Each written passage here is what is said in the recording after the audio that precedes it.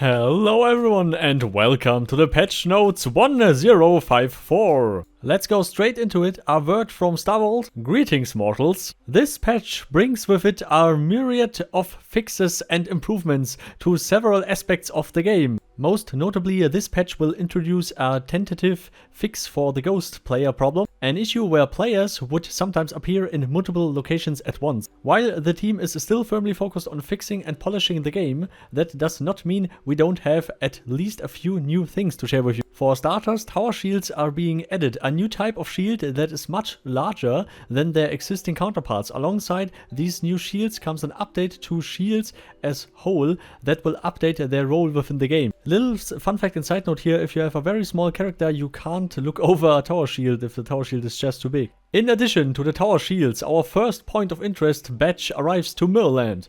Keen adventures may now run into new and exciting locations throughout the world. These new locations vary in both size and scope. Be sure to take a look, who knows what you may find. That is maybe the stuff Henrik talked about with they will improve the rare drops and give the rare drops to the random locations. Furthermore, a spectacular researcher has appeared outside of the Densius Monastery, Decensus Monastery, whatever, who will exchange items for the curiosities found within. Beyond what they have available to trade, such a bookish individual may very well have information that would help one obtain coveted knowledge of esoteric practices. I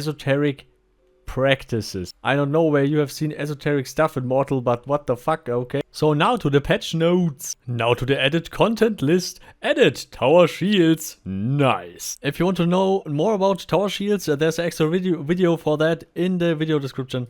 Added a batch of new points of interest locations to the world. Added the ability to toggle criminal actions with a hotkey. Default keybind is N. A new icon will appear on screen while criminal actions are active. Added a new advanced management skill book.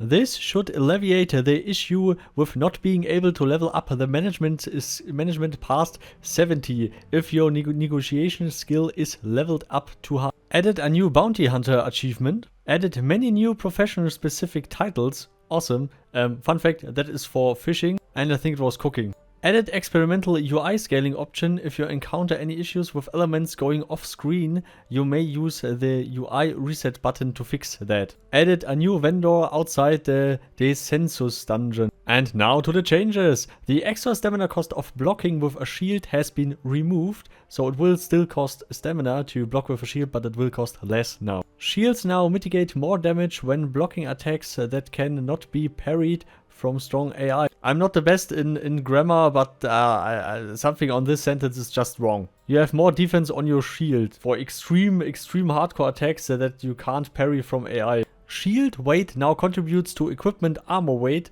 sad for mages. Updated the icons of existing titles. Updated the upkeep display on houses.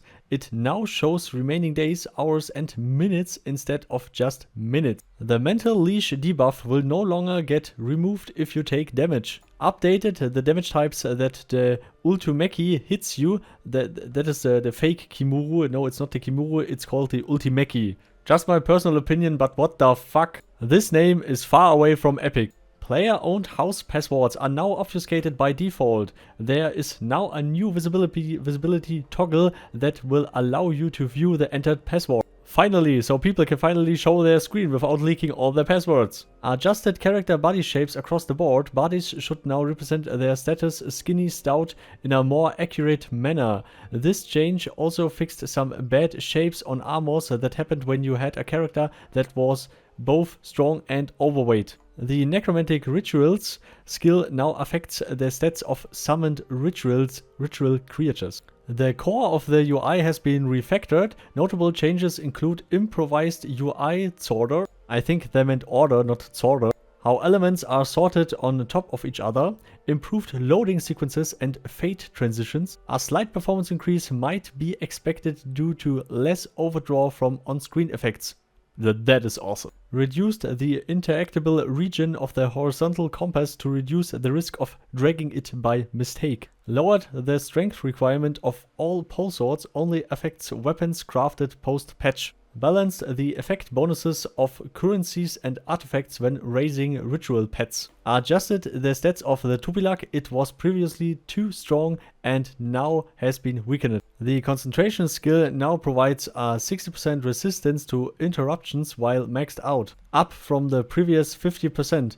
Note that all characters have a base value of 10% as well. Reduced the casting time of spells while mounted from double to 1.5. The Torsa Clade gift has been changed with the 3.3 health every 10 seconds. And that you get 35% less healing from your mages. This has been changed. You will regain 1 health every 3 seconds. And you will only have a 20% healing decrease. And here is the fixes and the improvement list. And no, I will not read everything from that. That's just too much. But it's good that they're improving so much things. I mean, just look at that. And it's going on, it's going on, it's going on. So every patch they make the game a lot better. Sometimes they break stuff, but normally they fix a lot of shit. And also very interesting, the known issues. The issues were detected just as we are ready to deploy the patch. We would have to rerun our whole testing process to include them, and we don't want to delay the patch another week. We are sorry for the inconvenience. The game settings for DLSS and FPS limit gets reset each time you log into the game world. And DLSS is turned off and FPS locked to 60 FPS. You need to manually change them back after you enter the game. This happens because we need to lock the FPS in the main menu, and that change accidentally persists after entering the game. EAC, Easy Anti-Cheat, can sometimes be a bit slow to initialize, causing you to fail to log in. Please wait a couple of seconds before pressing the login button if this happens. Deleting your character and trying to log in afterwards can cause you to fail connecting to the server. Restart the game if this happens.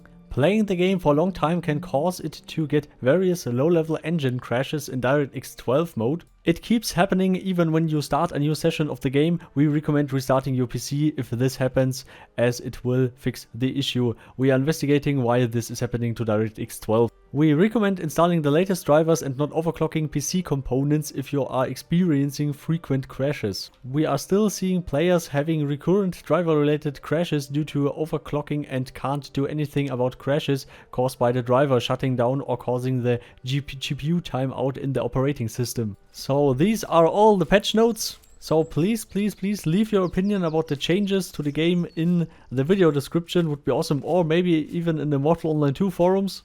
I will link to the discussion in the description. So I hope you liked the video. So special thanks to all the supporters: Carmel, Professor O, Slumif Gaming, Thibni, Lordless Guild, Frederick, Rhonus, Paarthurnax, Vinya, Cologne, Bulldog, Xunila, you, and all the others, of course. So always remember to patch 1054 hard! Party hard, and see you all next time. Goodbye.